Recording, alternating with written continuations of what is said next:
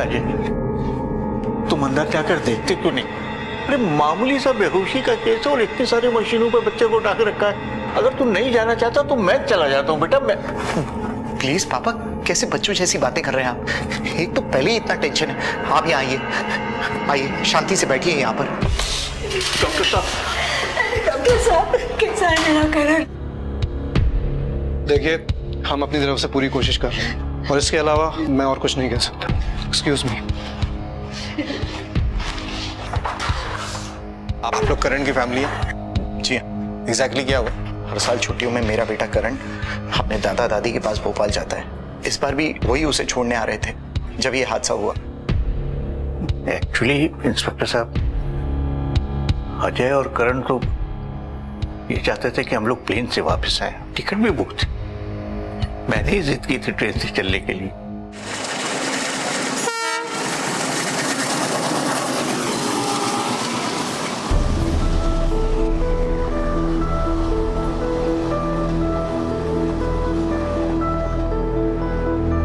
जानता बेटा, जब मैं छोटा था ना, तेरी तरह नन्ना मुन्ना था, तो वहां खिड़की के पास बैठने के लिए लड़ता था।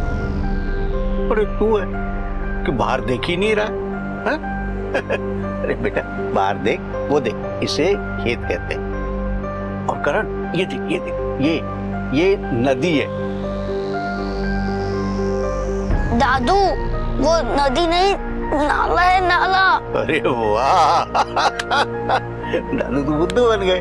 अरे मैं तो देख रहा था पगले कि तुझे कितनी अकल है। बहुत इंटेलिजेंट है, बहुत इंटेलिजेंट है। हाँ? लो सेब खाओ, दो दो दो, ये लो। कुछ तो गड़बड़ है। क्या बात है बता, बोल ना। इसकी शक्ल देखकर ही मैं समझ गई थी कि इसे पोटी आई है। बेचारा 3 बार टॉयलेट जाकर आया, मगर फिर भी पोटी नहीं हुई। और आप हो कि उसे वो नदी और पक्षी दिखा रहे हो। जाओ बेटा, पोटी जाके आओ ना। मैं आप दोनों से बात ही नहीं करूंगा। क्यों? ऐसा थोड़ी ना कहते हैं। ऐसा कहते हैं कि करण को टॉयलेट जाना है और वो जा नहीं सकता। क्यों भाई? आप दोनों मेरा मजाक उड़ा रहे हो। मैं आप दोनों से बात ही नहीं करूंगा और नहीं कुछ खाऊंगा। पर बेटा एक बात बताओ, जब तुम 3 बार गए तो किया क्यों नहीं? दादू, आपको पता है ना ट्रेन का टॉयलेट कितना गंदा है, और उधर तो सीट भी नहीं है और ट्रेन ऐसे ऐसे ऐसे हिल रही है। अच्छा खासा प्लेन का टिकट बुक कराया था, आप भी ना हमेशा। अरे भाई, भारत भ्रमण का मजा जो ट्रेन में है वो प्लेन में कहाँ है? और करण को भी तो ये सब देखना चाहिए ना। क्यों बेटा, जो अपनापन ट्रेन में है तो तुम्हारे प्लेन में कहाँ है?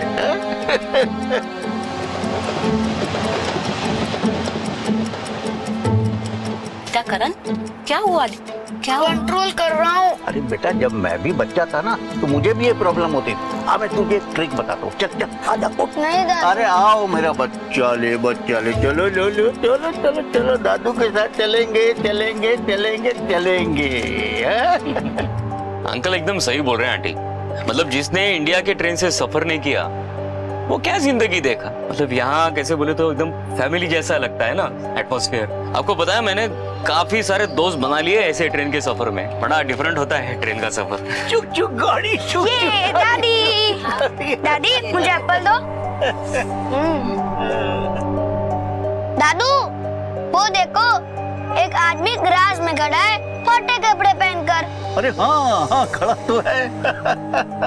देखो कैसा खिलखिला रहा है।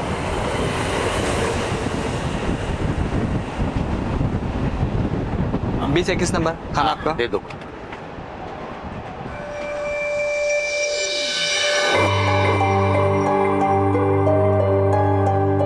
जल्दी खिलाओ ना दादी। अरे ये तो मैंने देखा ही नहीं। अरे वाह, लीजिए आप लोग भी नहीं लीजिए। आप खाओ, आप खाओ। खाने के बाद तो मीठा लगेगा ना। हमारे पास है ना ये खीर है। अरे अंकल जी, क्या वो पानी जैसा खीर खाएंगे अंकल? ये घर के देसी घी के बने लड्डू है, हमारी मौसी के हाथ के। खाएंगे तो मजा आ जाएगा। देखिए लीजिए। हाँ बेटा आप भी लो। हाँ thank you uncle. Thank you aunty जी।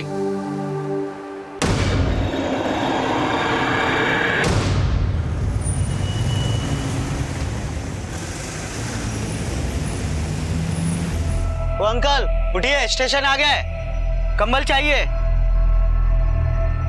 हम बेहोशी में सोते ही रह गए। सारी ट्रेन खाली हो चुकी थी, करण के मुंह से झाग निकल रहा था, सारा सामान गायब था।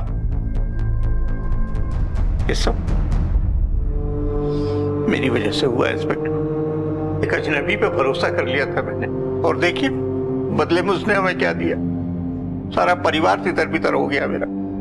मेरा करण अंदर मशीनों के सहारे पड़ा। उस आदमी का नाम याद है आपको? अरे नाम पूछा होता इंस्पेक्टर तब तो याद रखता ना। उसका बर्थ नंबर याद है?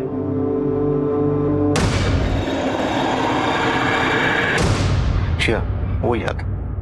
जिंदगी एक यात्रा है, एक जर्नी है, पर सरल सपाट सड़क नहीं। कहीं ऊबड़ खाबड़, कहीं हिचकोले, कहीं कच्ची, कहीं पक्की। और कभी कभी तो ऐसे मोड़ आ जाते हैं कि अगर आप सतर्क ना रहें तो सीधे खाई में जा गिरें, या फिर सामने से आती तेज रफ्तार गाड़ी से ही टकरा जाए। 8 साल का करण भी एक यात्रा पर निकला था, एक सुखद यात्रा पर एक अनजाने मोड़ पर कुछ ऐसा हुआ कि एकाएक होश उड़ गए।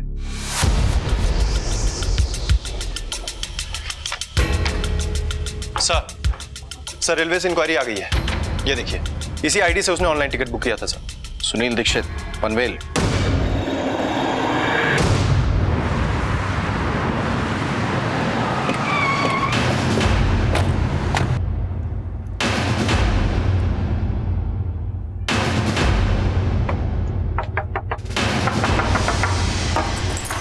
कौन है?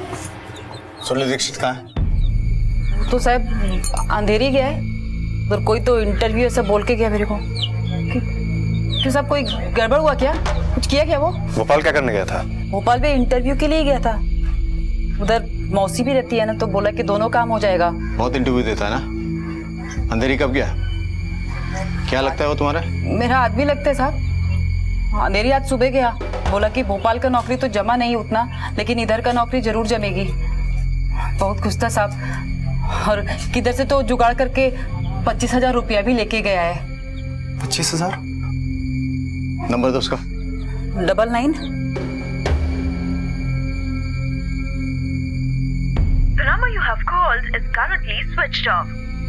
सर ये नंबर तो स्विच ऑफ है। वो साहब उसका ना फोन का बैटरी चार्ज नहीं हो पाया था, इसके लिए बंद आ रहा होगा। और वो ट्रेन में भी चार्ज नहीं कर पाया, फिर घर में भी तो 2 मिनट के लिए आया ना, तो उतना ही देर चार्ज किया वो।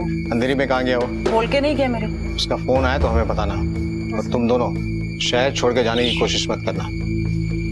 हो सर। चलो, कुछ लोगों को सिविल में यहाँ रख दो, 24 घंटे नजर रखो इन पे। इसका फोन ट्रैक करो, सर्विलेंस पे डाल दो, पड़ोसी से ही पता करो, कुछ ना कुछ तो मिलेगा। Okay sir. अपराध की तस्वीर चाहे कितनी ही घिनौनी क्यों ना हो, लेकिन अपराधी का छल, उसका नकाब अक्सर बहुत आम होता है। इसीलिए तो वो बड़ी आसानी से भीड़ में खो जाता है। दीक्षित का परिवार था, बीवी थी, एक आम औसत जिंदगी का संघर्ष था, लेकिन इस वक्त वो लापता था और पुलिस ने उसके घर के इर्द गिर्द पहरा डाल दिया था। 48 घंटे गुजर गए थे, लेकिन इंटरव्यू के लिए निकला आदमी अब तक घर नहीं लौटा था। हो ना हो उसे पुलिस के आने की खबर मिल गई थी। कहां था दीक्षित इस वक्त? और अगर उसे पुलिस की खबर मिल गई थी तो यह खबर उसे किसने दी थी? उसकी पत्नी ने। क्या बोला था तूने? तेरा पति इंटरव्यू देने को गया है? कितना टाइम लगता है इंटरव्यू देने में? देख, अगर तू पुलिस को बेवकूफ बनाने की कोशिश करी है तो याद रखना, बहुत बुरी तरह से फंसेगी तू। भाई क्यों बेवकूफ बनाएंगी साहब? भाई तो खुद ही से 2 दिन से ढूंढ रही है। कल रात को पुलिस स्टेशन में उसका लापता होने का रिपोर्ट भी ले गई। मैं तो खुद ही आपको हाथ जोड़ के विनती करती साहब, मेरे पति को ढूंढने में मेरा मदद करो। वो तो हम ढूंढ लेंगे, जहां भी छुपा है वो, लेकिन अगर अपनी मर्जी से आया तो इसमें उसकी भलाई है। समझ रही ना तू? आपको समझने में कोई तो भी मिस्टेक हो रहा है साहब। मेरा पति बहुत सीधा है, आप किसी से भी पूछ लो, किधर भी मालूम कर लो साहब। वो तो हम मालूम कर ही लेंगे, बस तुमको जितना बताया है उतना याद रखना, इसी में तुम दोनों की भलाई है।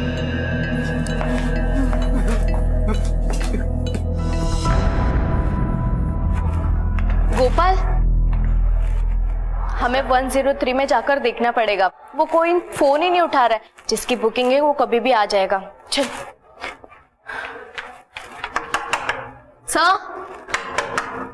Sir, sir, I am so sorry sir.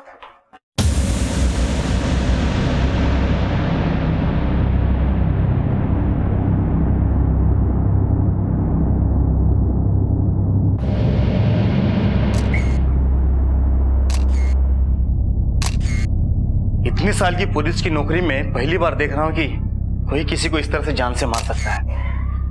ये आदमी है या आदमी की शक्ल में कोई वैशी दरिंदा? सर, सब जगह देख लिया लेकिन कहीं कुछ नहीं मिला। मैडम, आपके रिकॉर्ड में होगा ना कि ये रूम किसने किसके नाम से बुक किया? कोई आईडी प्रूफ?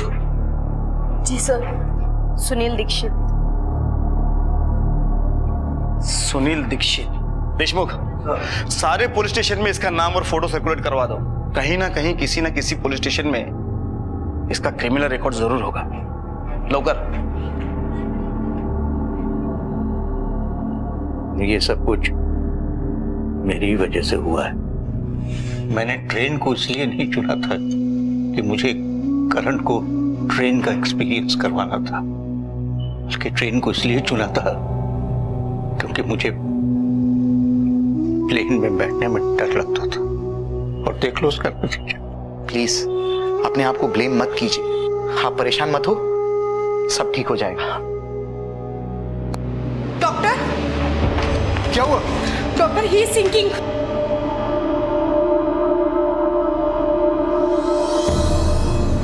सर, ये आईडी इसी का इस्तेमाल किया था उसने होटल में कमरा बुक करने के लिए।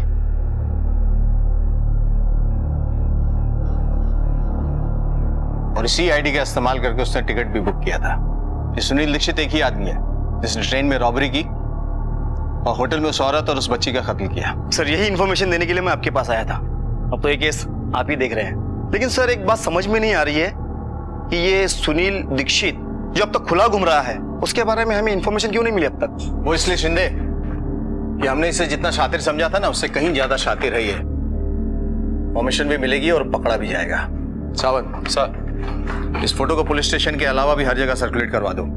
हर स्टेशन, हर होटल, हर गली मोहल्ले में, हर जगह चिपकाओ। Okay sir.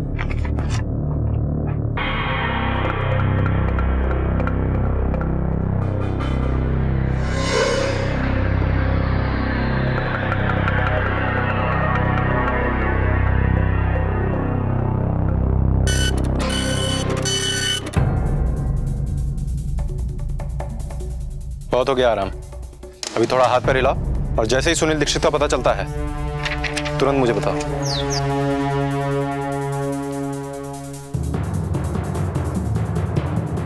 ठीक है, जा। सलाम साहब। जा।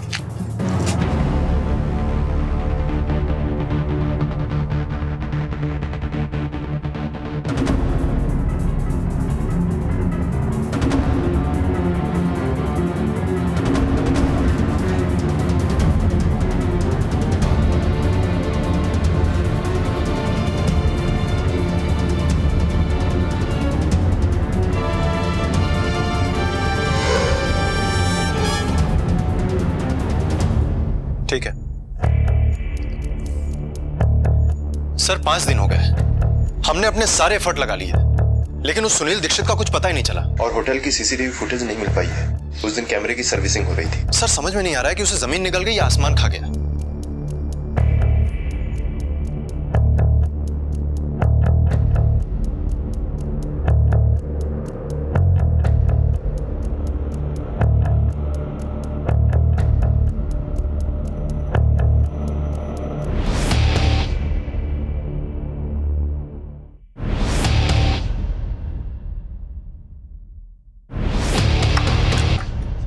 Sorry sir.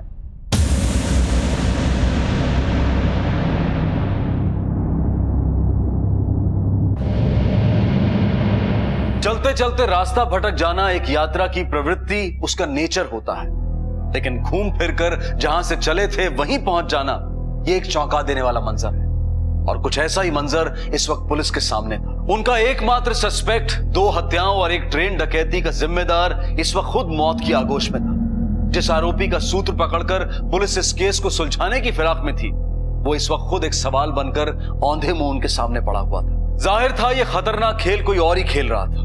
कौन था वो ट्रेन में था, होटल में था, और दीक्षित की मौत के पीछे मकसद लूट या हत्या या फिर कुछ और, लेकिन इन तीनों वारदातों में कुछ तो एक जैसा था।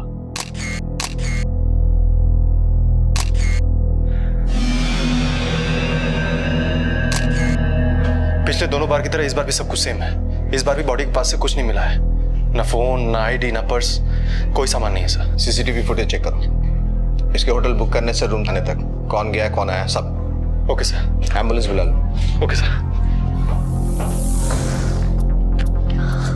ये देखिए सर, ये रूम पता है सुनील दीक्षित के नाम से। नहीं सर, सुनील दीक्षित नहीं, ये रूम विलासराव पाटिल के नाम से रजिस्टर था। ये देखिए उसका आईडी जो उसने दिया था। Sir Pune. Okay sir.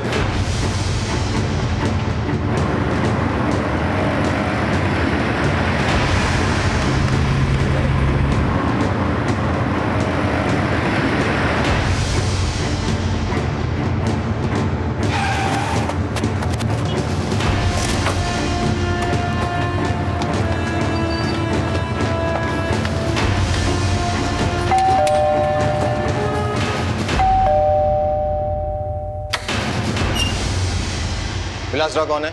Mix Vilasrao Patil. क्या बात है? अब ये बता कि मुंबई के 2 स्टार होटल में क्या कर रहा था तू, और ये भी बता कि तू सुनील दीक्षित को कैसे और कब से जानता है। मैं किसी सुनील दीक्षित को नहीं जानता, और मुंबई में होटल में मैं रूम क्यों बुक करूं? मेरे बहुत सारे रिश्तेदार हैं वहां पे। रिश्तेदारी पूछने के लिए नहीं आए। दीक्षित को होटल पे क्यों बुलाया था? उसका खून क्यों किया? और बिजली के तार से लोगों को मारने का तरीका कहां से सीखा तुमने? आप सीधी तरह से मुंह खोलेगा, हम खुलवाएंगे तो ज्यादा तकलीफ होगी। काय झालंय? आप क्या बोल रहे हैं, मुझे कुछ समझ में नहीं आ रहा। आप किस दीक्षित की बात कर रहे हैं? और ये 2 स्टार होटल का नाम मैं पहली बार सुन रहा हूं। तुम्हारी आईडी है ना? इसी आईडी से होटल बुक किया था। अब क्या बोलेगा? याद नहीं आ रहा? लेके चलो इसको। चल एक मिनट। इंस्पेक्टर, अभी मुझे सब कुछ याद आया। 2 महीने पहले मैं भोपाल से पुणे आ रहा था। तो क्या काम करते हैं भाई साहब पुणे में? हाँ, मेरा बिजनेस है। अच्छा, किस चीज का? गारमेंट्स का। अच्छा, अरे गारमेंट्स का तो रनिंग धंधा है एकदम। चलता है, अभी ऊपर नीचे होता ही रहता है। अरे भाई साहब दौड़ता है गारमेंट्स तो। नहीं, मैं भी अपना ये बिजनेस करने का सोच रहा था। अच्छा, 40 के 4 संतरे। अरे संतरे वाला, ओ संतरे वाला, इधर 40 के 4 संतरे। 4 लूट रहे हो तुम पब्लिक को। अरे साहब, इतना माल महंगा आ रहा है आगे से। बारिश नहीं हुआ ना, संतरा ही नहीं है मार्केट में। चलो 4 दो। ये लो, आओ घूम के देता हूँ पैसा। 40 के 4 40 के 4 लीजिए ना, आप भी लीजिए। नहीं आप खाइए। अरे लीजिए मैं लेता हूँ। अरे लीजिए ना।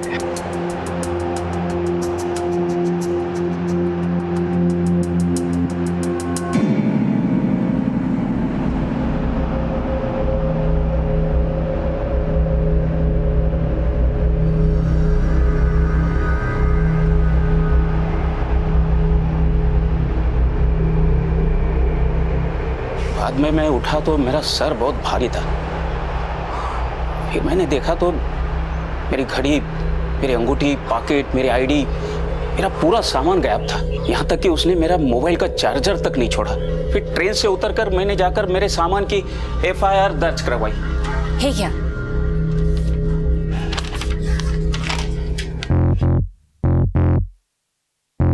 अगले कुछ दिनों तक बिना पुलिस को बताए कहीं नहीं जाओगे। क्रॉस चेक करो इसको।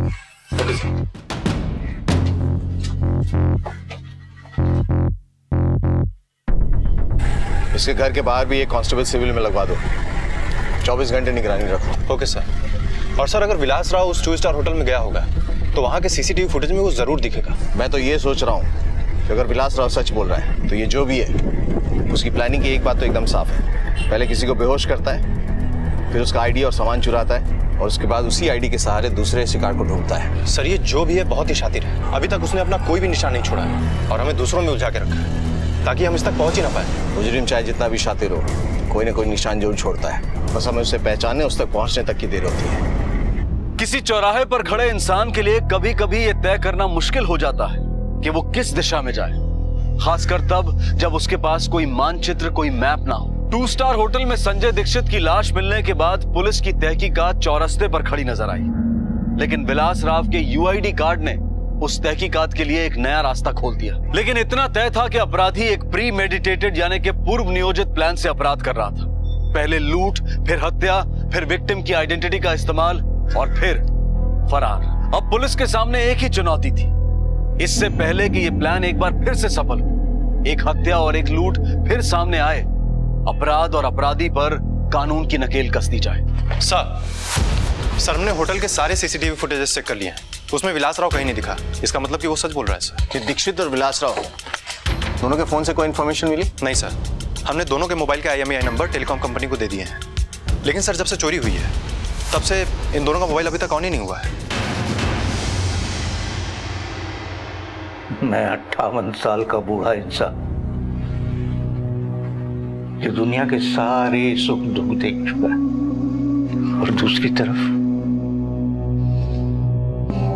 तरफ 8 साल का करण, मेरा पोता, जो अपनी जिंदगी के लिए लड़ रहा है। भगवान मेरे करण को बचा ले, किए की सजा उससे मत दो, उससे बचा लो, चाहे तो मेरी जिंदगी ले लो भगवान, मेरी जिंदगी ले लो, करण को बचा लो। पापा प्लीज अपने आप को कोसना बंद कर दीजिए, ये बहुत मुश्किल घड़ी है, संभालिए अपने आप को। हमें एक बात बतानी थी आप लोग को। कहिए सर। जिसे हम क्रिमिनल समझ रहे थे, सुनील दीक्षित, जो आप लोगों के साथ उस दिन ट्रेन में भी था, जिसके साथ आप लोगों ने खाना शेयर किया था, उसका मर्डर हो गया है। और ये मर्डर भी उसी व्यक्ति ने किया है जिसने आप लोगों को बेहोशी की दवा दी थी। तो फिर वो है कौन? वो जो भी है अभी हमारी नजरों से भी बचा हुआ है। आप उस दिन को याद करने की कोशिश कीजिए। उस वक्त वो आप लोग के साथ ट्रेन में ही मौजूद था। कोई ऐसी बात जो आप बताना भूल गए हो। देखिए, हमारे लिए छोटी से छोटी बात भी बहुत अहमियत रखती है।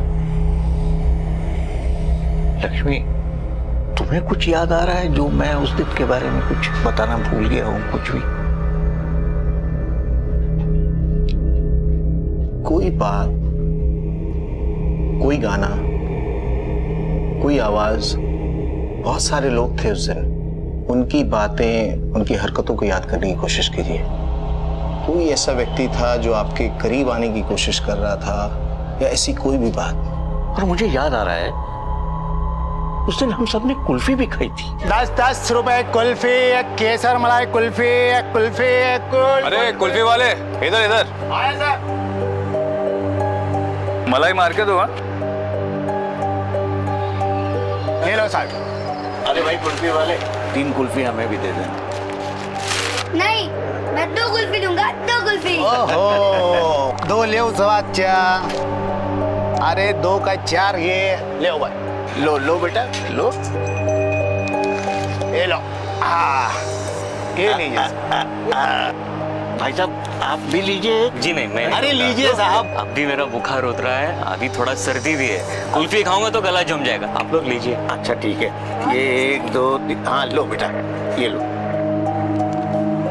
हाँ, एक केसर मलाई पिस्ता वाले कुल्फी। क्या आप वहां जितने भी लोग मौजूद थे उन्हें देखेंगे तो पहचान लेंगे?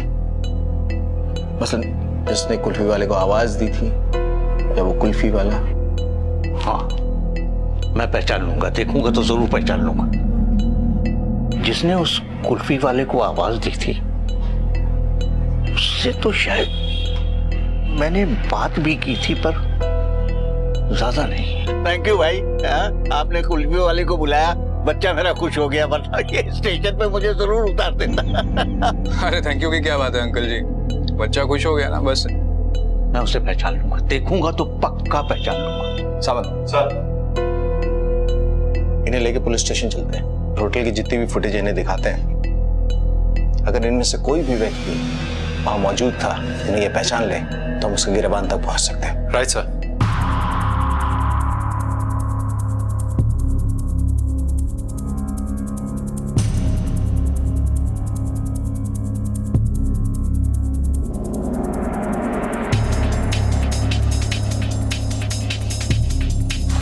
नहीं इंस्पेक्टर, इन सब में कोई नहीं।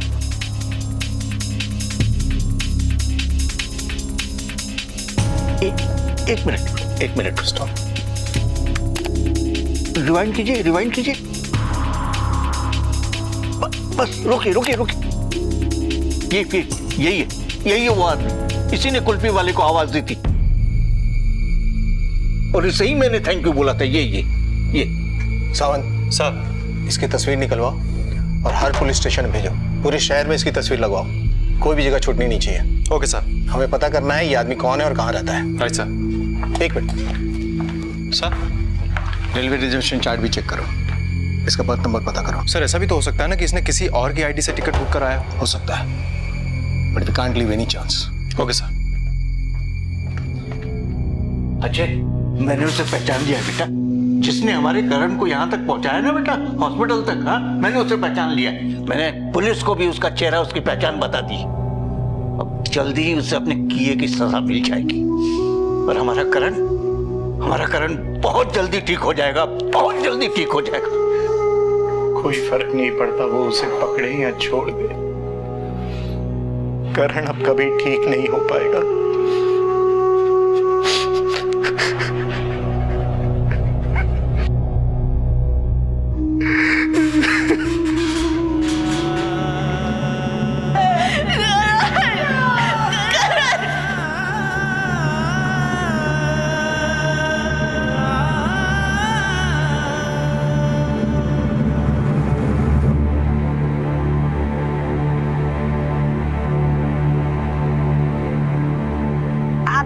मजाक उड़ा रहे हो। मैं आप दोनों से बात ही नहीं करूंगा और नहीं कुछ खाऊंगा। मैं 2 कुल्फी दूंगा, 2 कुल्फी।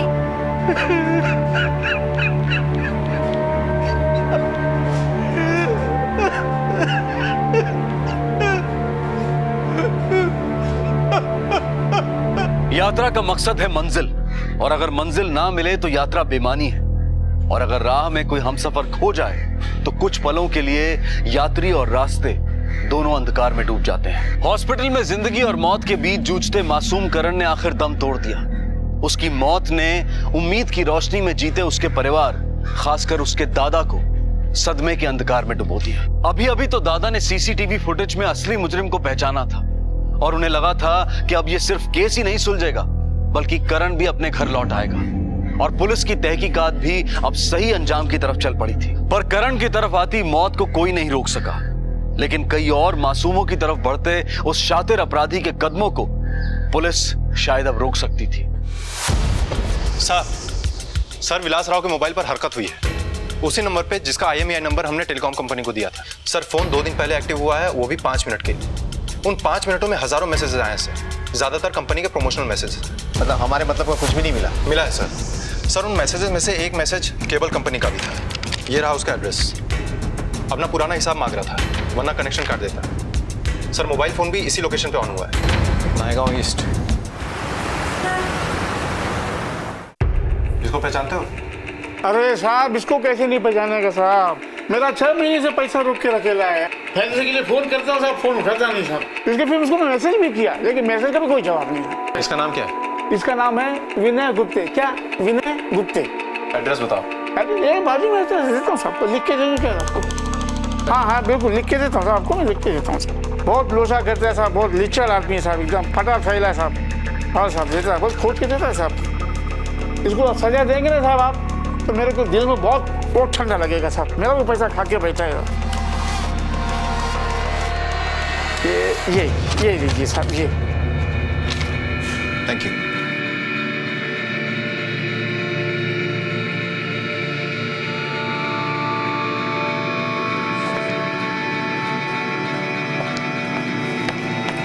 काका, इस आदमी को पहचानते हैं?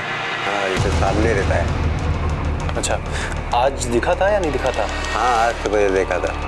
सर, आज सुबह विनय यही था।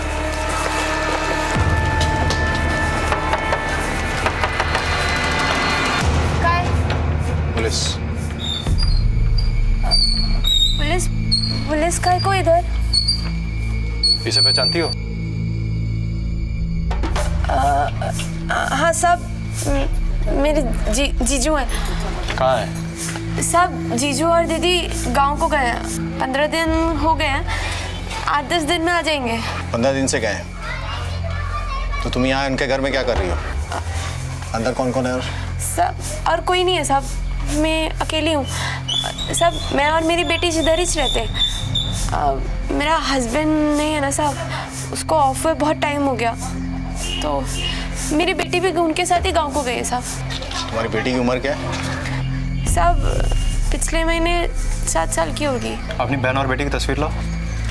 साहब तस्वीर मैं कहाँ से लाऊंगी साहब? तस्वीर नहीं है। मतलब तुम यहाँ रहती हो, वो लोग यहाँ रहते हैं, उन दोनों की तस्वीर नहीं है? सब तस्वीर है ना साहब, वो तस्वीर वो गांव को लेकर गए साहब। देखो, अगर तुम फोटो लाओगी तो ठीक है, हम अगर ढूंढेंगे तो तुम्हें तकलीफ होगी। सब आप काहे को तकलीफ करते साहब? मैं ढूंढते ना साहब।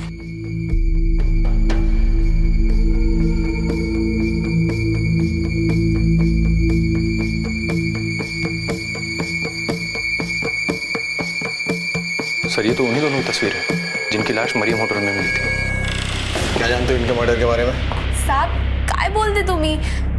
ये मेरी बेटी और मेरी बहन दोनों गांव गए हैं, 8-10 दिन में आ जाएंगे। 10 दिन में आ जाएंगे ना? तो फिर पड़ोसी क्यों बोल रहे हैं कि विनय को कल शाम में भी देखा था और आज सुबह भी? ऐसे नहीं बोलेंगे, इसको ट्रीटमेंट चाहिए, अरेस्ट कर इसको। अरे साहब मैं कुछ नहीं की साहब, मैं बता दी साहब, मैं कुछ नहीं की, आई शपथ मैं कुछ नहीं की साहब। जो किया मेरा जीजा किया साहब, वो जो बोला करने को बस मैं वो की। अब मुझसे एक गलती जरूर हो गई साहब कि मैं उससे प्यार करती हूँ साहब, और बाकी आई शपथ साहब मैंने कुछ नहीं किया। तेरी वजह से 2 लोगों की जान गई और तू कहती है तूने कुछ नहीं किया, जिसमें तेरी एक अपनी बहन थी और तेरी बेटी। तेरे पास सिर्फ एक रास्ता है,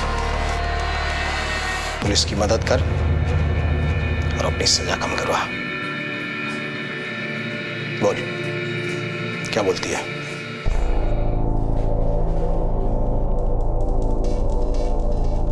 हाँ बोल। किधर है तू? क्यों, क्या हो? तेरे को पता है क्या, पुलिस आई थी, पूछताछ करी थी तेरे बारे में। तू देख, तू अब जल्दी से घर आ जा, अभी हमें निकलना पड़ेगा। पता चला फिर से आ गई तो? सुन, तू डर मत, मैं आता है अभी। पन तू मेरे आने के पहले किधर भी जाने का नहीं, समझी ना? बहुत खतरा है अभी। हाँ, तू सामान पैक कर, मैं आता है। बर आ जल्दी। हाँ, बाय।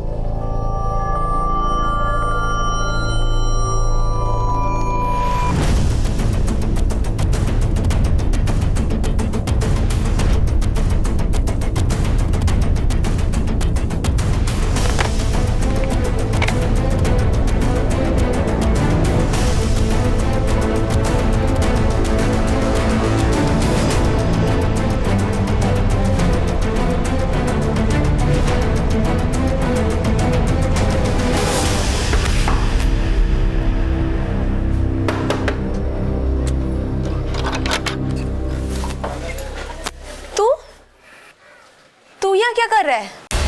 तेरा खेल खलास हो गया रे। अरे पकड़ इसको।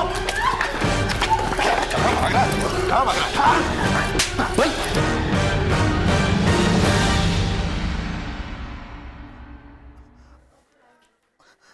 मैं तो वही कर रहा था साहब जो मेरे को विनय बोल रहा था।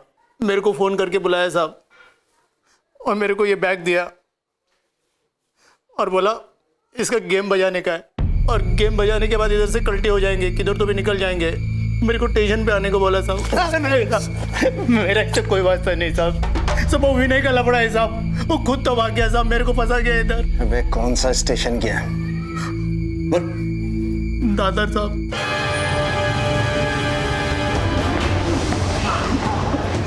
मुकेश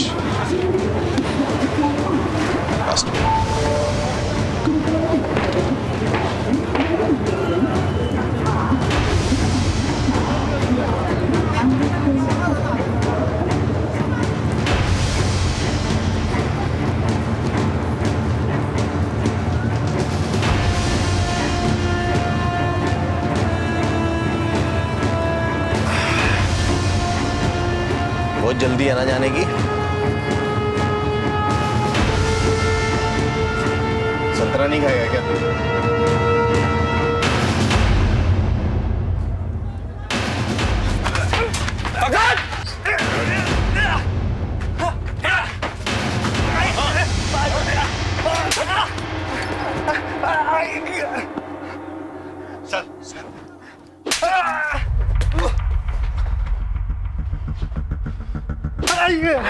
लगा तेरे पे बच जाएगा।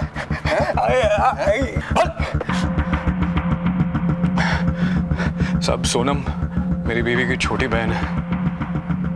मेरे को मालूम पड़ा कि उसका पति ऑफ हो गया और मकान उसके नाम पे ही है। जिधर से आप लोग उसको लेकर आए थे वही घर।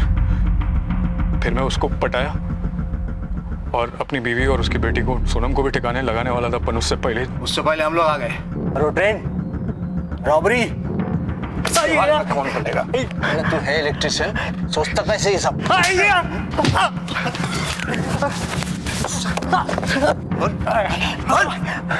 साहब, हम इंजेक्शन से फ्रूट के अंदर बेहोशी की दवाई मिलाते थे। शक नहीं होता था लोगों को कि स्टेशन पे बिकने वाले फल में भी बेहोशी की दवाई हो सकती है। लोग खुशी खुशी खरीद के खा जाते थे और जब वो बेहोश हो जाते थे तो मैं उनका सारा सामान लेकर चला जाता था। और मलाई के जिस डब्बे में हम कुल्फी मिलाते थे उसके अंदर बेहोशी की दवाई होती थी, इसलिए आज तक हमको कोई पकड़ नहीं पाया। ये सब तो समझ में आया। सुनील दीक्षित को क्यों मारा तूने? वो अपनी गलती से मारा साहब। मैं सिर्फ उसे बेहोश करना चाहता था, लेकिन उसने कुल्फी नहीं खाई। आप भी लीजिए। जी नहीं, मैं अरे लीजिए साहब। अब भी मेरा बुखार उतरा है, अभी थोड़ा सर्दी भी है। कुल्फी खाऊंगा तो गला जम जाएगा। मेरे को बस उसका आईडी चाहिए था।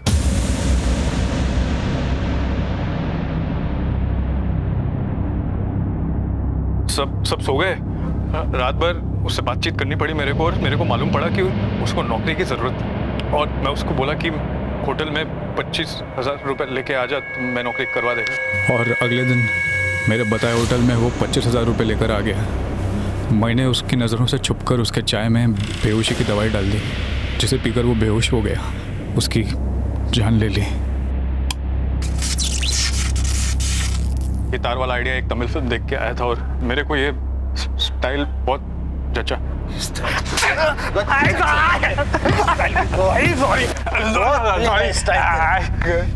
सॉरी साहब। तेरे जैसे जल्लाद को तो सीधा फांसी पे लटकाना चाहिए।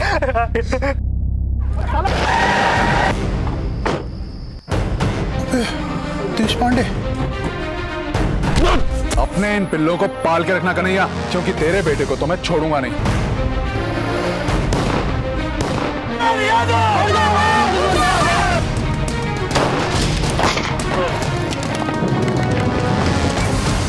जाओ जाकर कह दो अपने उस एसपी से कि उसकी टक्कर यादव के साथ है, कन्हैया लाल यादव। नमस्कार, आदाब। क्राइम पेट्रोल डायल 100 में आप सबका स्वागत है। इस हफ्ते हम सेलिब्रेट कर रहे हैं उन जांबाज पुलिस ऑफिसर्स की बहादुरी को जो अपनी ड्यूटी, अपना फर्ज निभाते हुए एक मिसाल कायम कर गए और सही मायने में हीरो बन गए। ठीक उसी तरह जिस तरह से इतिहास में दर्ज है एक नाम जिन्हें गर्व से हम कहते हैं बाजीराव पेशवा। और इस ऐतिहासिक किरदार को फिर से जिंदा कर देने वाले कलाकार आज हमारे साथ हैं, जिनका नाम है रणवीर सिंह, जो आज इन जाबाजों की कहानी सुनाने में मेरा साथ देंगे। मैं अनूप सोनी बड़े फख्र और बड़ी शान से आप सबके साथ मिलकर उनका स्वागत करता हूं।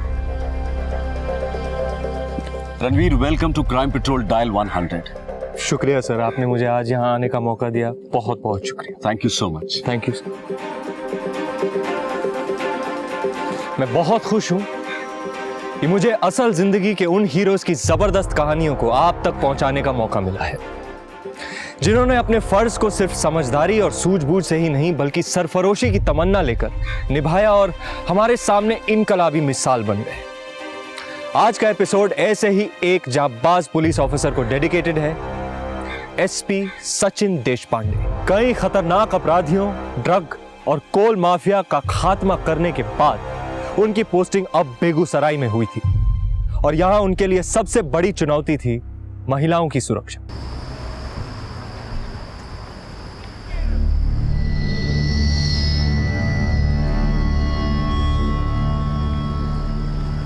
भैया स्टेशन रोड। नहीं नहीं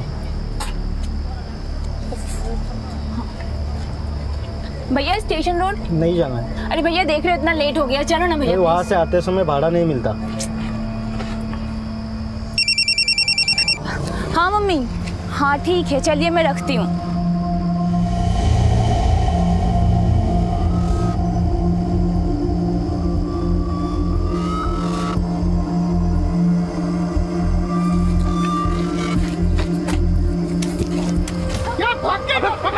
उसको पकड़, साला पैर छोड़ गई मेरा।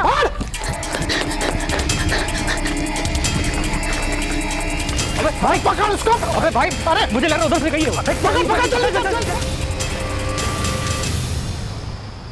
हेलो, कुछ गुंडे मेरे पीछे पड़े हुए हैं, मुझे प्लीज बचा लीजिए। मैं डाक बंगले रोड पे हूँ।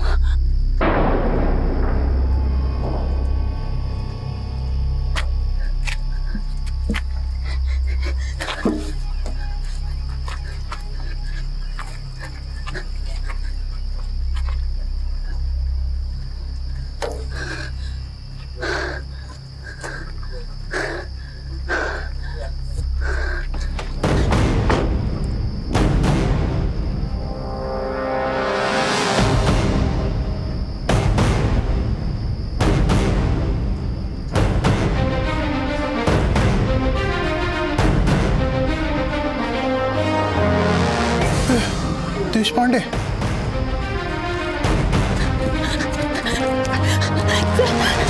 अच्छा वो आप आ गए। ये लोग मेरे साथ जबरदस्ती करने की कोशिश कर रहे थे सर। अब तुम बिल्कुल सेफ हो। रुक तेरी। अरे समझाइए क्या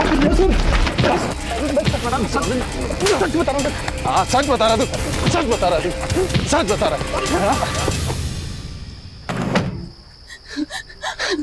thank you so much sir, आप इतनी जल्दी आ गए, वरना पता नहीं क्या हो जाता है।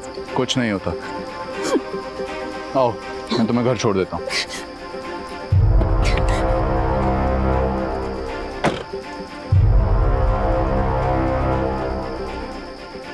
आपको देखकर ऐसा लग रहा होगा कि मौका वारदात पर पहुंचा ये ऑफिसर लड़की का कोई दोस्त या रिश्तेदार होगा, लेकिन ऐसा नहीं था, बल्कि महिलाओं के रक्षक बनकर उभरे एसपी सचिन देशपांडे, जिनका पर्सनल मोबाइल नंबर बेगूसराय की हर लड़की के मोबाइल फोन बुक में था, जो कि उन्होंने खुद दिया था। और कोई भी लड़की या औरत बेझिझक किसी भी वक्त उन्हें उनके पर्सनल मोबाइल पर कॉल कर सकती थी।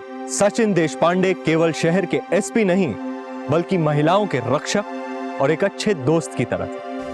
अरे मैडम, आप कहाँ जा रही हैं? मुझे देशपांडे जी से मिलना है। साहब नहीं है। कहाँ गए वो? हमारे साहब को खाना पीना सोना भी होता है। अरे थोड़ा तो सांस लेने दीजिए उन्हें।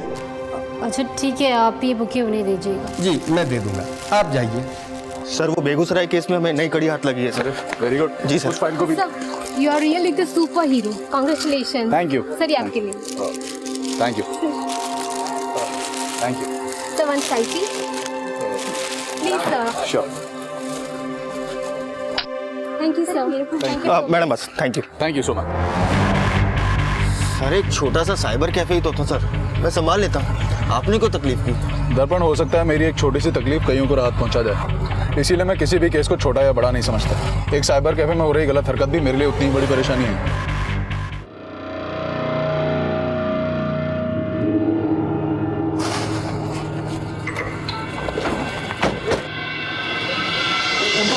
क्या चल रहा है? रंगीन फिल्म चल रही है। देख अंदर देख, सबको देख दर्पण। क्या क्या क्या ये क्या है? लाइन में लगाओ। माफ करना सर, आज के बाद ऐसा बिल्कुल नहीं होगा। चुप। अब दोबारा तेरे साइबर कैफे में ये सारी हरकतें होते देख लिया ना मैंने, तो तुझे भी ऐसी एक वीडियो में बैठा दूंगा मैं। नहीं होगा सर, बिल्कुल नहीं होगा। माफी मांगो। दोबारा ऐसा मत करना। सर एक बात समझ नहीं आई, आपने इन्हें वीडियो देखते पकड़ा भी लेकिन अरेस्ट नहीं किया। हम चाहते तो इन्हें अरेस्ट करके अच्छा सबक सिखा सकते थे सर। दर्पण, हम चाहने को बहुत कुछ कर सकते हैं एंड डेफिनेटली हमें करना भी चाहिए, पर अगर मुजरिम सुधरना चाहता हो और उसका जुर्म ज़्यादा बड़ा ना हो तो उसे सुधरने का एक मौका देना चाहिए। यहीं इसकी जगह कोई ऐसा मुजरिम होता जिसने समाज को काफ़ी नुकसान पहुंचाया होता तो उसे मैं किसी भी हालत में जाने नहीं देता। हेलो देश पांडे। या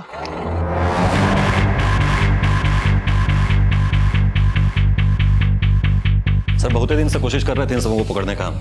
कौन से कॉलेज के हैं? AN college. घर वालों को खबर कर दिया है, आते ही होंगे। खोलो सर। हवलदार। हाँ भाई। सर माफ कर दो सर, हम तो मस्ती कर रहे थे सर, हम तो मस्ती कर रहे थे सर। अरे चल दूर हट। बाहर लेकर आई। चल चलना चल। खड़ा रहा। तुम सब कॉलेज के स्टूडेंट्स हो इसीलिए छोड़ रहा हूँ। FIR नहीं कर रहा तुम्हारे खिलाफ, वरना करियर खत्म हो जाएगा एक एक का। पर तुम लोगों को वो सजा जरूर मिलेगी जो हर स्कूल कॉलेज के बच्चों को सुधारने के लिए दी जाती है। चलो उठक बैठक स्टार्ट करो। भाई शक्ल क्या देख रहा है, स्टार्ट कर। चलना। शर्म आ रही है? साहब क्या हुआ? ये राज हमारा बेटा, हमें फोन आया था, इसने कुछ बदमाशी की सर। लड़कियां छेड़ रहे थे ये तीनों। हम इन्हें लड़कियों की इज्जत करना सिखा रहे हैं। काश ये काम आपने घर पे सिखाया होता। साहब हम आपको पूरा भरोसा दिलाते हैं, आगे से इसकी कोई कंप्लेंट नहीं आएगी। प्लीज इसे छोड़ दीजिए। माफी माफ कर दीजिए सर प्लीज। गुप्ता जी। हाँ सर। छोड़ दीजिए ना। जी सर। प्रिया, मुझे तुमसे बात करनी है। हाँ बोलो दीपक। आओ ना इधर एक मिनट साइड में। और बताओ कैसी हो? मैं ठीक हूँ, तुम बताओ।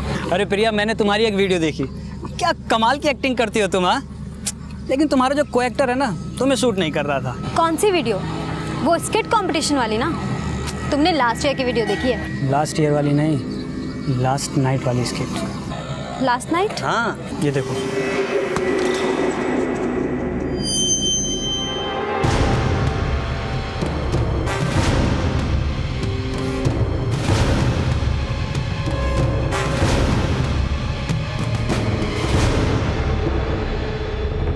अरे प्रिया, तुम तो रोने लगी।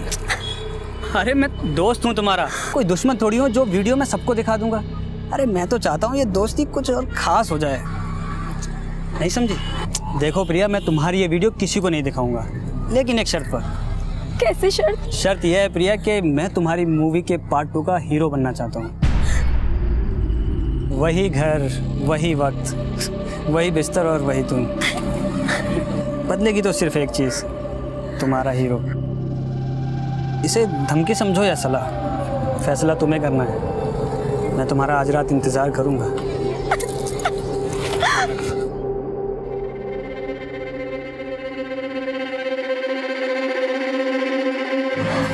क्या हुआ, क्या है प्रिया? शालिनी, मुझे अभी दीपक मिला था, उसके पास हमारा खराब का वीडियो है। वीडियो? कैसा वीडियो? उसके पास हमारा MMS है। शिट! जरूर साले ने घर में कैमरा लगाया होगा। मुझे लगा नहीं था कि वो ये भी कर सकता है, इसलिए मैंने घर भी चेक नहीं किया। छोड़ो ना शालिनी, वैसे भी गलती हमारी है जो हम उसके घर गए। वो मुझे ब्लैकमेल कर रहा है। क्या कह रहा है वो? वो चाहता है कि मैं आज रात उसके साथ। तुम्हारे पापा तो MLA है ना, तुम प्लीज मेरी हेल्प करो। तुम टेंशन मत लो, मैं कुछ करता हूँ।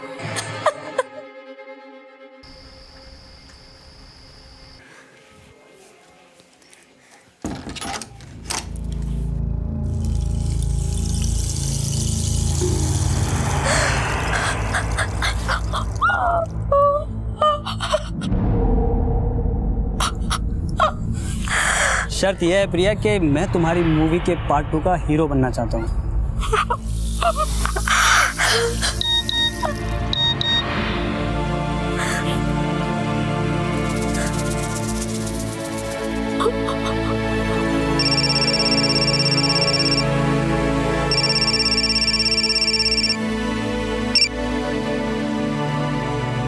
क्या प्रिया, मैंने तुम्हारे लिए यहाँ इतनी सारी तैयारियां कर रखी हैं और तुम होगे, तुमने अब तक कोई फैसला नहीं किया। अरे यार, मुझे तुम्हारा वीडियो है ना कॉलेज के ग्रुप में सेंड हो गया था। घबराओ मत, सेंड नहीं हुआ था, मैंने कैंसिल कर दिया था। है? इस बार तो तुम्हारा वीडियो नहीं गया है? लेकिन अगली बार कुछ भी हो सकता है, तो इसलिए तुम 1 घंटे के अंदर जल्दी आ जाओ। मैं तुम्हारा इंतजार कर रहा हूँ। आजा।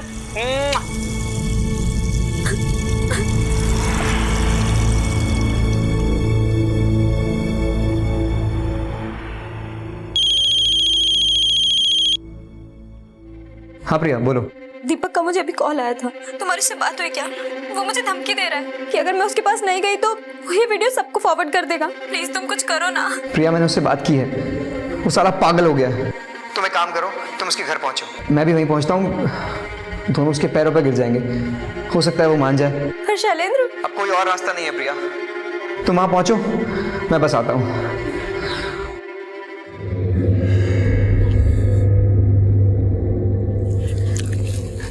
पापा मैं अभी आती हूँ। इस वक्त कहाँ जा रही हो? वो स्टेशनरी से ग्राफ बुक लेना है ना, कल प्रोजेक्ट सबमिशन का लास्ट डेट है। ठीक है जाओ, लेकिन सुनो जल्दी आ जाना।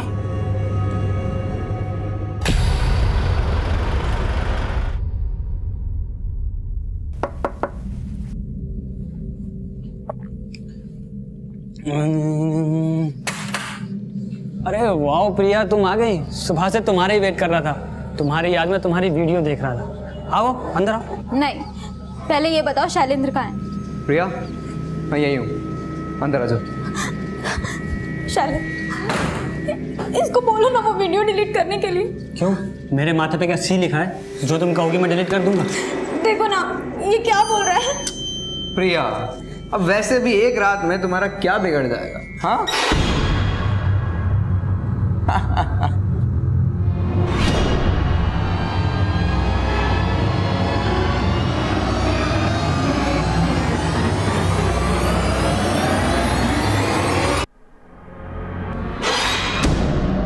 शैलेंद्र, ये तुम क्या बोल रहे हो? अरे भाई ठीक ही तो कह रहा हूँ भाई, मैं तो कहता हूँ कि मेरे दोस्त दीपक को तुम एक चांस दे ही दो, क्या पता है मुझसे ज्यादा टैलेंटेड निकले।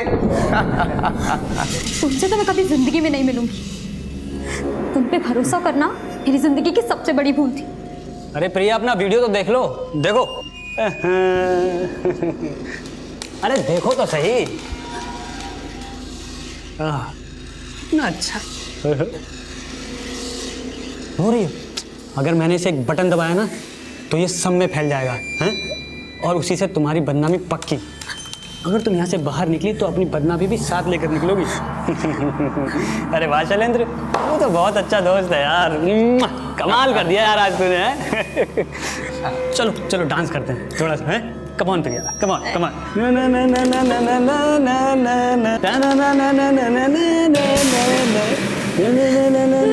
अरे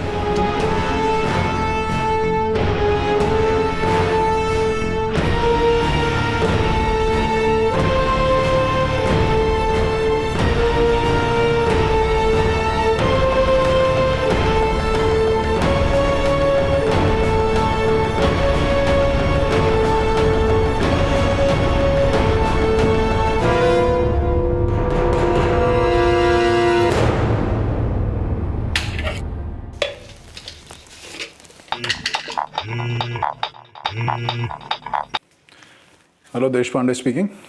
सर, काश मैंने आपको पहले फोन किया होता। सब कुछ खत्म हो गया सर। कौन बोल रहा है? उन लोगों ने मेरे साथ। हेलो हेलो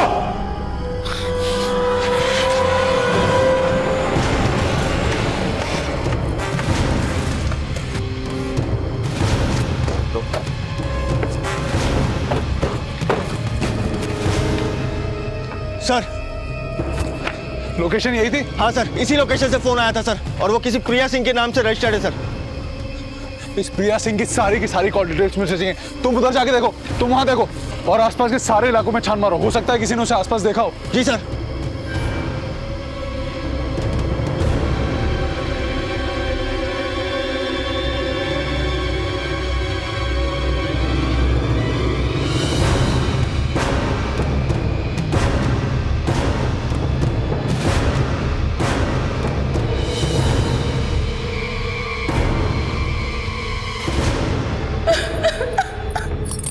इंस्पेक्टर साहब, मेरी बेटी प्रिया बहुत देर से घर नहीं आई, प्लीज कितनी देर से नहीं लौटी? 7-8 घंटे हो गए सर। हमारी बेटी स्टेशनरी शॉप पे कुछ लेने के लिए गई थी, मगर अभी तक वापस नहीं आई। उसके पहले घर में कुछ हुआ था, जैसे लड़ाई झगड़ा, कहा सुनी? नहीं, ऐसा तो कुछ नहीं हुआ था। प्रिया की फोटोग्राफ हमें दे दीजिए, हम उसे ढूंढ निकालेंगे, ठीक है? आज हम टेक्नोलॉजी की बात करते हैं, डिजिटल इंडिया की बात करते हैं, इंटरनेट और स्मार्टफोन के बगैर खुद को अपाहिज सा महसूस करते हैं, लेकिन हमारी यही जरूरतें अपराध का कारण भी बन सकती हैं। एमएमएस एक बहुत बड़ी समस्या है और स्मार्टफोन का आविष्कार कई लड़कियों के लिए अभिशाप बन चुका है। हमारे बच्चे इसका शिकार ना बने, इसीलिए यह बहुत जरूरी है कि माँ बाप अपने बच्चों से बात करें और ध्यान रखें कि वो टेक्नोलॉजी का गलत उपयोग ना करें। प्रिया केस में भी ऐसा ही हुआ था और बाकी लड़कियों की तरह उसने भी मुसीबत में सचिन देशपांडे को ही कॉल किया। लेकिन क्या सचिन देशपांडे प्रिया को ढूंढ पाएंगे? और कहां थी प्रिया? सब प्रिया सिंह की सारी डिटेल मिल गई है। उसके पिता आए थे उसकी मिसिंग रिपोर्ट लिखवाने, बता रहे थे कि घर से निकलने से पहले वो काफी परेशान थी। सर हमने उसके फोन रिकॉर्ड्स भी चेक किए। किसके से बात हुई थी प्रिया की? कोई ऐसा नंबर जिस पे और दिनों के मुकाबले ज्यादातर कॉल्स हुई हो? कोई नया नंबर? सर ये 2 नंबर है जिनसे उसकी लगातार बातचीत होती थी। एक किसी दीपक का है और दूसरा शैलेंद्र यादव। सर ये शैलेंद्र यादव हमारे यहाँ के एमएलए कन्हैया लाल यादव का बेटा है।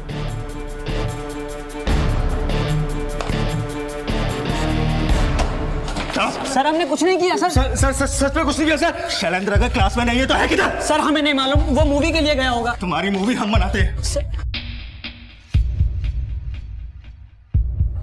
चल। तुम लोगों की कॉल डिटेल्स आ चुकी हैं। कल रात तुम्हारी भी लोकेशन वही थी जो प्रिया की थी। बताओ क्या किया तुम लोगों ने उसके साथ? बोलो। सर हमने कुछ भी नहीं किया। नहीं सर, हमें कुछ नहीं पता। सर मैंने कुछ नहीं किया। हमने कुछ नहीं किया सर। सर हमने कुछ नहीं। सर बता दो, सर बता दो, सर बता दो, सर बता दो, सर बता दो, सर बता दो। सर प्रिया कल रात मेरे घर पे आई थी। वो शैलेंद्र की गर्लफ्रेंड है सर। शैलेंद्र हमें रोज बताता था कि उन दोनों के बीच क्या क्या होता है सर, इसलिए हम सब ने शैलेंद्र के साथ सर शर्त रखी थी कि वो उसे सेड्यूस करे और फिर हम सब ने उसके साथ क्या किया? सर रेप किया सर हमें कहाँ मिलेगा शैलेंद्र?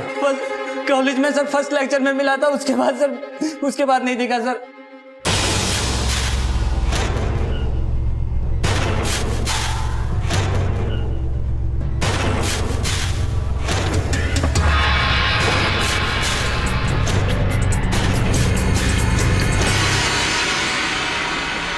हेलो सर, आपके बेटे से मैं पूछताछ कर रही हूँ।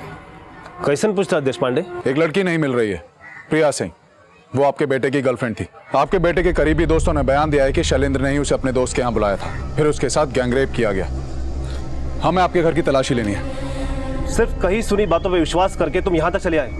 ये बात जानते हो ना कि ये अपोजिशन वाले एमएलए का नहीं बल्कि रूलिंग पार्टी के एमएलए कन्हैया लाल यादव का घर है। रूलिंग पार्टी के एमएलए का लड़का हो या रूलिंग पार्टी के सीएम का लड़का हो, देशपांडे गुनहगार को गुनहगार की नजर से देखता है। अगर आपने हमें उस तक पहुंचने से रोकने की कोशिश की तो मजबूरन हमें स्ट्रिक्ट एक्शन लेना होगा। हम नहीं जानते कि वो कहाँ है और हमको ये भी नहीं मालूम कि उसने क्या किया है। ये मेरा घर है और यहाँ पर सिर्फ मेरी मर्जी चलती है। एक बात याद रखना कन्हैया जी, मुजरिम को छुपाना भी एक जुर्म है और अगर मुझे पता लगा कि आप अपने बेटे को बचाने की कोशिश कर रहे हैं तो मैं आपको भी कानून के कटघरे तक घसीट के ले जाऊंगा।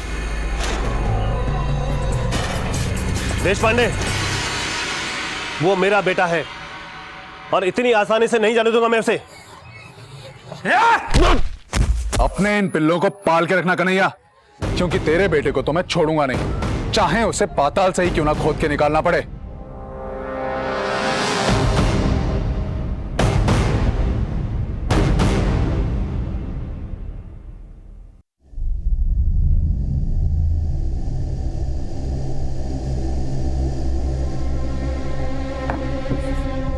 इधर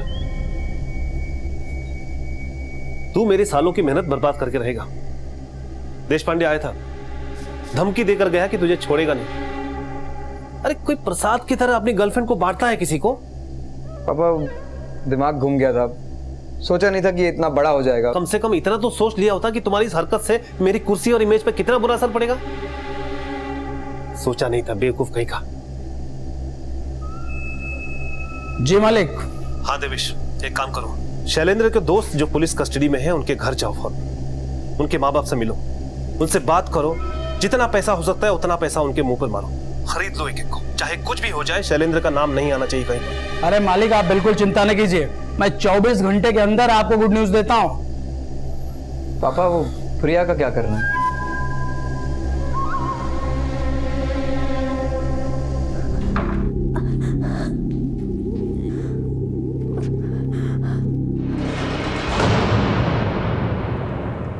आपके खानदान का एक ही चिराग है और वो भी नाम रखे हैं दीपक। तो आप क्या चाहती हैं कि खानदान का चिराग बुझ जाए?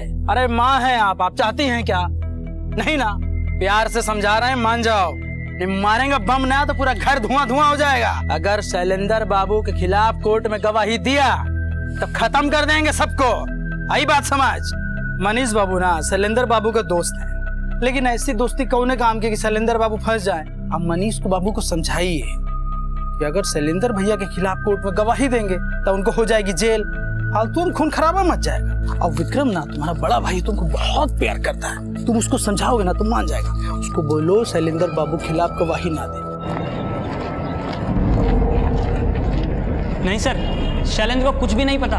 वो जो भी कुछ हुआ वो प्रिया और हमारे बीच हुआ। प्रिया खुद आई थी उस रात हमारे घर पे पार्टी करने के लिए। सर हमने उसका रेप नहीं किया था, ये सब कुछ प्रिया की मर्जी से ही हो रहा था। हाँ सर, प्रिया अक्सर दीपक से शैलेंद्र के पीठ पीछे मिला करती थी सर। आप चाहें तो उस घर के अड़ोसी पड़ोसी से पूछ सकते हैं। और तो और वो दीपक के साथ सब कुछ कर चुकी थी सर, और उसने उस रात हम सब के साथ भी सब कुछ किया सर। वो ऐसी ही थी सर, इसमें हमारी कोई गलती नहीं है सर। और अब तो पता नहीं कहाँ गायब हो गई है। लेकिन पुलिस को दिए तुम्हारे बयान के अनुसार शैलेंद्र भी इन सब में शामिल था और तुम सब लोगों ने मिलकर प्रिया का रेप किया है। नहीं सर, ये सब देश पांडे सर ने हमें लॉकअप में बहुत मारा, जबरदस्ती हमसे बयान कबूल करवाया। सर ये लोग अपने बयान से मुकर रहे हैं। सर इन लोगों ने खुद मुझे बताया था कि उस रात शैलेंद्र भी इन लोगों के साथ था। मैंने कॉल लोकेशन ट्रेस किए हैं, उस रात शैलेंद्र का लोकेशन भी सेम था। मिस्टर देशपांडे, ये कोर्ट आपको 1 हफ्ते का वक्त और देती है। 1 हफ्ते के बाद आप शैलेंद्र और वाजिब एविडेंस को कोर्ट में लेकर आए और प्रिया को ढूंढने में थोड़ी तेजी करें, क्योंकि प्रिया के मिलने से ये केस आईने की तरह साफ हो सकेगा। सचिन देशपांडे के लिए यह केस बहुत बड़ी चुनौती थी, क्योंकि उनका मुकाबला किसी आम आदमी से नहीं बल्कि बाहुबली नेता से था, जो अपने बेटे को बचाने के लिए किसी भी सीमा तक को लांघ सकता था। लेकिन सचिन देशपांडे ने भी यह ठान लिया था कि वो इस केस से जुड़े सारे अपराधियों को सलाखों के पीछे भेजकर ही मानेंगे। पता नहीं प्रिया कहां और किस हालत में होगी। प्रिया का मिलना बहुत जरूरी है, वरना शायद अगली हियरिंग में इन लोगों को कोर्ट से बेल मिल जाए। दर्पण, पूरी पुलिस फोर्स को काम पर लगा दो। मुझे शैलेंद्र और प्रिया किसी भी कीमत पर चाहिए। नाकाबंदी करो, हर गाड़ी को चेक करो, गली नुक्कड़ सड़क किसी इलाके को मत छोड़ो। मैं किसी भी हालत में इन लोगों को छोड़ूंगा नहीं।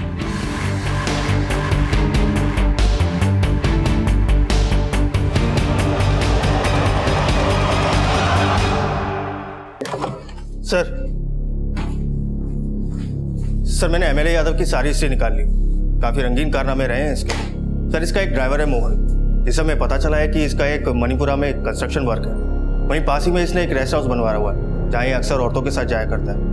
सर हो सकता है कि प्रिया को भी इन्होंने वहीं छुपा रखा हो।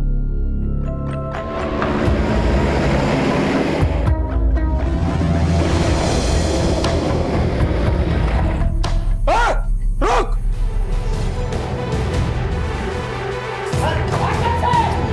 ओए, कुछ जाओ! रुक!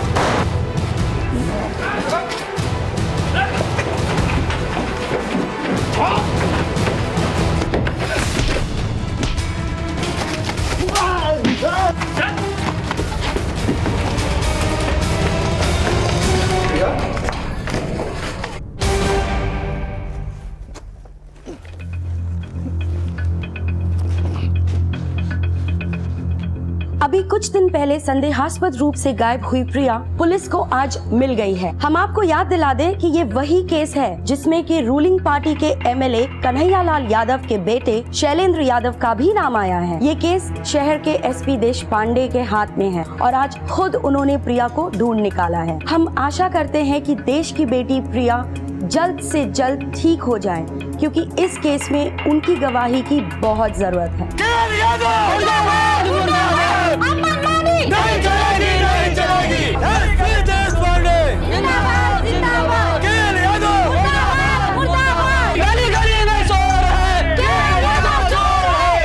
प्रिया इस वक्त ज्यादा कुछ कहने की हालत में नहीं है। प्रिया ने ही मुझे बताया है कि शैलेंद्र यादव ने उसके भरोसे का फायदा उठाकर उसे दीपक के फ्लैट पर बुलाया था। उन्होंने उसका एमएमएस बनाया और उसे मजबूर किया वहां आने के लिए। उन लोगों ने एक एक करके प्रिया के साथ रेप किया। फिर उसके बाद शैलेंद्र ने भी उसके साथ रेप किया।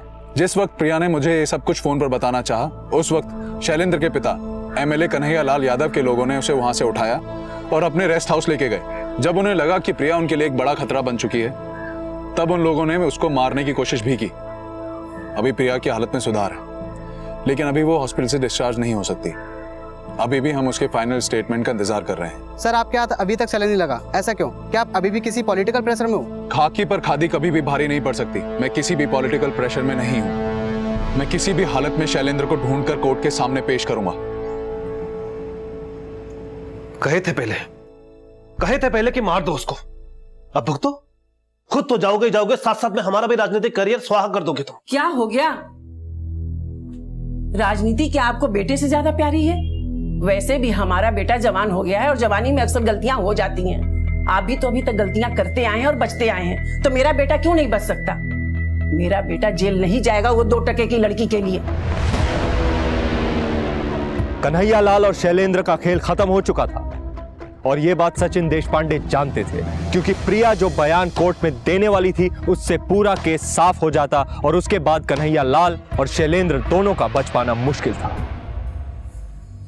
सर, सब खत्म हो गया। कुछ खत्म नहीं हुआ प्रिया। तुमने एक बहुत बड़ी जंग जीती है। तुम्हारी वजह से उन बाप बेटों का सच दुनिया के सामने आया है, पर जंग अभी खत्म नहीं हुई है। तुम्हें कोर्ट में सबके सामने उन जानवरों के खिलाफ गवाही देकर उन्हें सलाखों के पीछे पहुंचाना है। Thank you so much sir, मेरी जान बचाने के लिए। वरना मुझे तो लगा था वो लोग मुझे मार ही देंगे। नहीं प्रिया, सॉरी मुझे बोलना चाहिए। उस रात काश मैं उस इलाके के इतना करीब होता कि समय रहते तुम्हें बचा पाता। हमारी लाख कोशिशों के बावजूद कन्हैया लाल और शैलेंद्र जैसे लोग समाज में खुलेआम घूम रहे हैं। बहुत कुछ बदलना चाहता हूं, पर बदल नहीं पा रहा हूं। मुझे आप पर पूरा भरोसा है सर।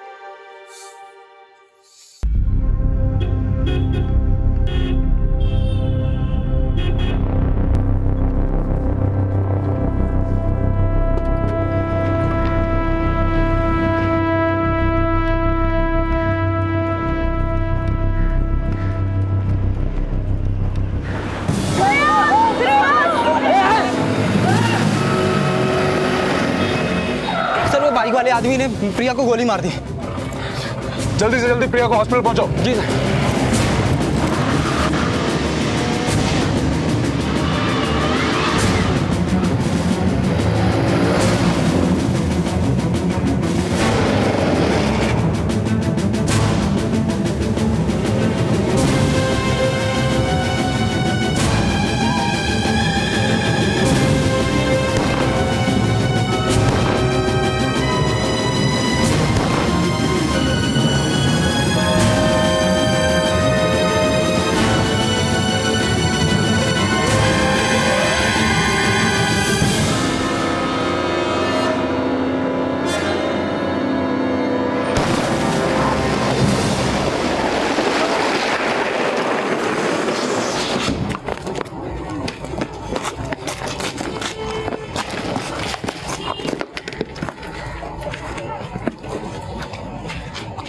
देखिए देशपांडे जी, प्रिया के शरीर से काफी खून बह चुका है। हम ओ नेगेटिव ब्लड अरेंज कर रहे हैं। डॉक्टर साहब, आप ब्लड क्यों अरेंज कर रहे हैं? हम ओ नेगेटिव। आप मेरा ब्लड ले लीजिए।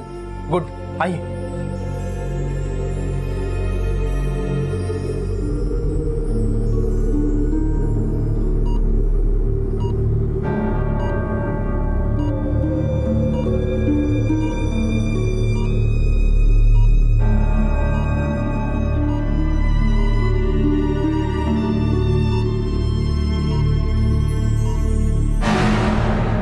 प्रिया आईसीयू में है सर। क्या प्लीज आप आ सकते हैं सर? सर शायद हो सकता है हमें उसका बयान मिल जाए, क्योंकि उसका बयान मिलना बहुत जरूरी है, तभी प्रिया को इंसाफ मिल पाएगा। Thank you so much sir. आइए सर। प्रिया, प्रिया बताओ तुम्हारे साथ क्या हुआ था?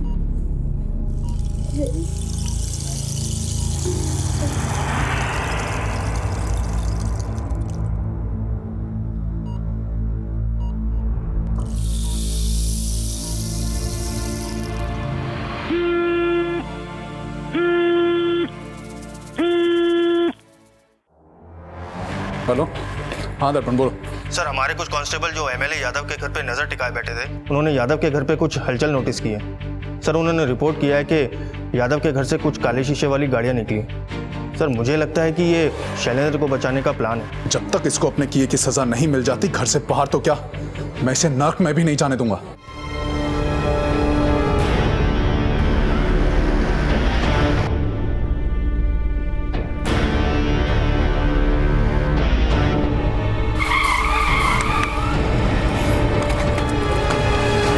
नीचे खोलो, शीशा खोलो। 12। क्या हुआ इंस्पेक्टर? सर, हमारे पास ऑर्डर है आपकी गाड़ी चेक करने के।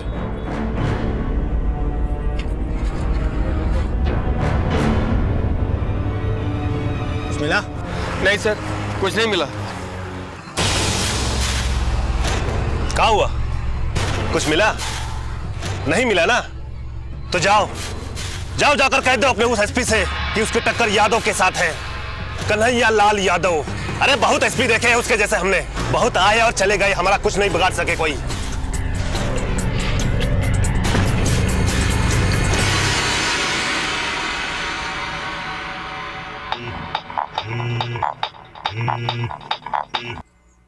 हाँ सर, ये यादव तो बहुत चालाक निकला, खुद गाड़ी लेके निकला है ताकि हमें चकमा दे सके।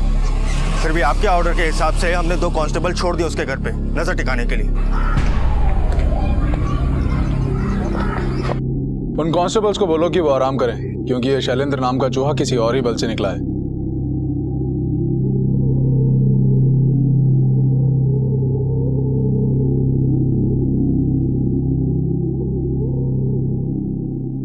क्या देवेश, बीवी को लेकर कहां जा रहा है? मिलवाएगा नहीं? अरे भाग चल। हाँ भाग। रुक शैलेंद्र, रुक।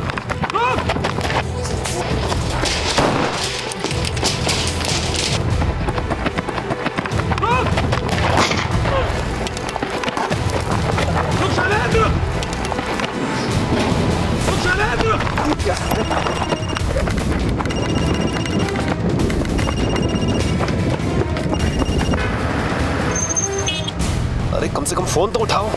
हेलो पापा, देश पांडे पीछे लगा है पापा। देवेश को तो ढेर कर दिया, लगता है हमें भी नहीं छोड़ेगा। शैलेंद्र रुक, रुक शैलेंद्र, शैलेंद्र रुक जा, नहीं तो गोली मार दूंगा।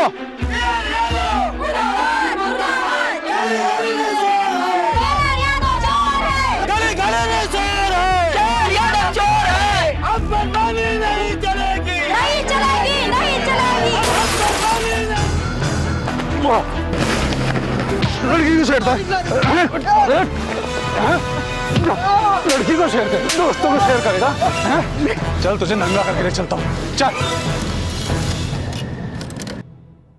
प्रिया ने मुझे खुद बयान देकर कहा है कि उसके साथ जो भी घटना हुई वो शैलेंद्र यादव के इशारे पर हुई।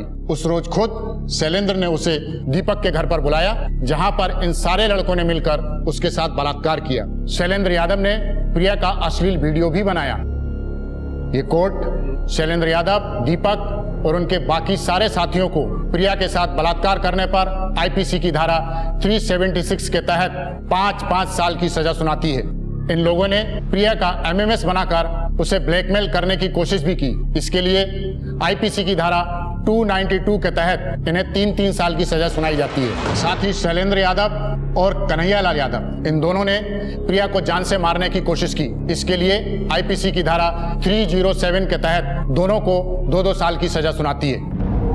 ये अदालत प्रिया के साथ हुई घटना पर अपनी संवेदना व्यक्त करती है। तो आखिरकार प्रिया को इंसाफ मिला। एसपी देश पांडे ने जिस चुस्ती और फुर्ती से इस केस को सॉल्व किया है, उसी चुस्ती और फुर्ती से कोर्ट ने आज अपना फैसला सुनाया। प्रिया के सम्मान को एसपी देश पांडे ने आज फिर से वापस दिलाया। आशा है कि प्रिया जल्द से जल्द रिकवर करे और एक आम जिंदगी की फिर से शुरुआत करे। एक्सक्यूज मी,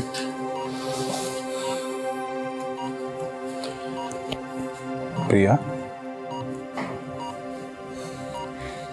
कैसी हो प्रिया? मैं ठीक हूँ सर। सर, आपका एहसान मैं कभी नहीं भूल सकती। आपने मुझे मेरा सम्मान वापस दिलाया है।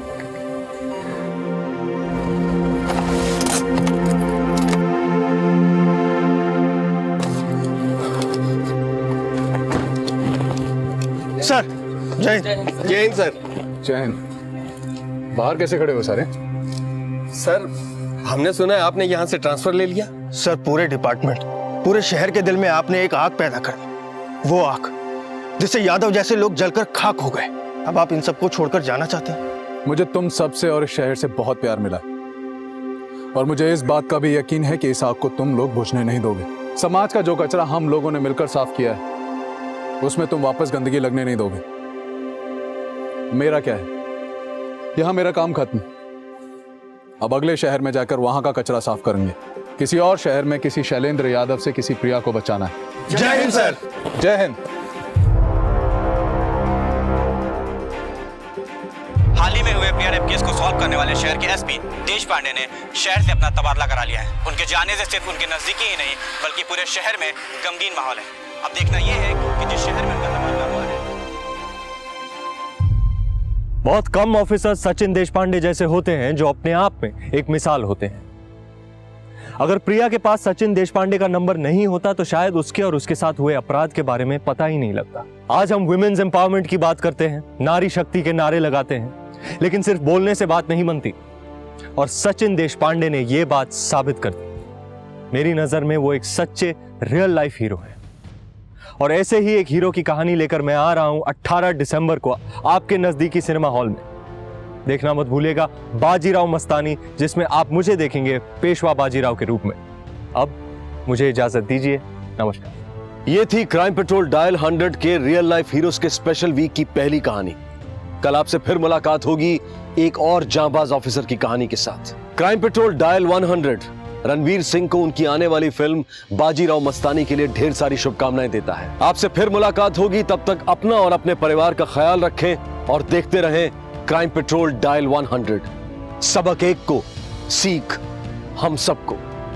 जय हिंद। क्राइम पेट्रोल के और भी दिलचस्प कहानी देखने के लिए हमारे चैनल को सब्सक्राइब करें और बेल आइकॉन दबाना न भूलें।